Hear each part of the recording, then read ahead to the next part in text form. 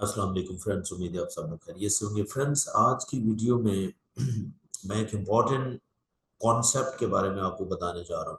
जैसे आपने अक्सर देखा होगा कि लोग कहते हैं कि यार स्ट्रेस एक खतरनाक चीज़ है। बिल्कुल हो भी सकती, आई डू एग्री, और बल्कि मैं खुद कहता हूँ। लेकिन शायद एक स्ट्रेस ऐसा भी है जो आपके लिए मुफीद है, आपके लिए ज़रूरी है। अगर आप ग्रो करना चाहते हैं, आगे बढ़ना चाहते हैं, तो वो स्ट्रेस होना इंतहाई जरूरी है।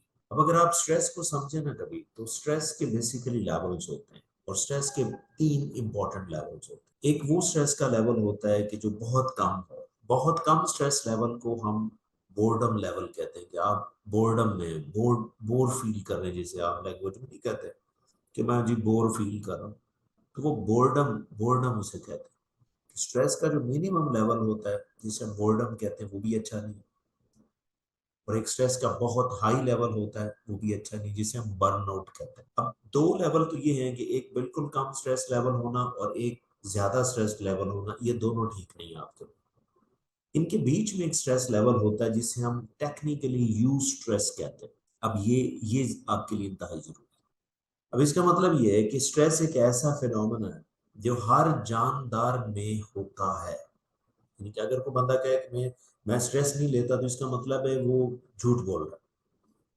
अब स्ट्रेस तो कोई ना कोई तो होगा, लाइक अच्छा स्ट्रेस तो एटलीस्ट हो सकता है। इसका मतलब है, स्ट्रेस के हवाले से मेरी एक लाइन भी है कि stress is omni present part of human being. Omni present का मतलब कि उसकी जिस्म का हिस्सा है स्ट्रेस। अब मैटर ये करता है कि वो कौन सा लेवल है उसके अंदर, हाई लेवल है या लो लेवल है या मिड वाला लेवल है। हाई लेवल भी अच्छा नहीं है, लो लेवल भी अच्छा नहीं है, और जो बीच वाला लेवल है जिसे हम यू स्ट्रेस कहते हैं, ये इंतहाई जरूरी है। अगर ये स्ट्रेस नहीं होगा ना, तो या ऊपर वाला होगा या नीचे वाला होगा, तो वो दोनों आपके लिए नॉर्मल नहीं है।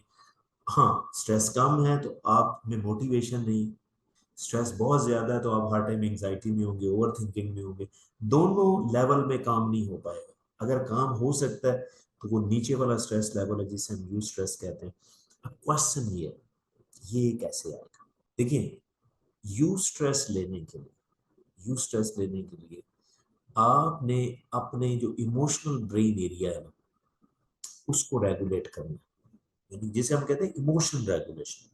क्योंकि इमोशन वाला ब्रेन एरिया, अगर आप ज्यादा इमोशनल हो जाएंगे, इवन पॉजिटिव साइड पे भी आप ज्यादा इमोशनल होंगे, जैसे एक्साइटमेंट होती है, वो अच्छी खबर आने पे आप एक्साइटमेंट करते हैं, तो वो भी ठीक नहीं। और बिल्कुल मोटिवेशन ना होना या नेगेटिव नेगेटिव तरीके से अगर आपका इमोशनल ब्रेन एरिया एक्टिव है, तो वो भी ठीक नहीं।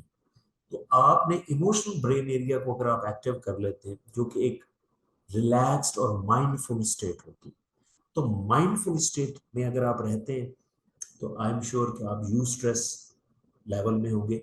और यू स्ट्रेस का वो लेवल है जो आपको काम करने के लिए मोटिवेट करता है।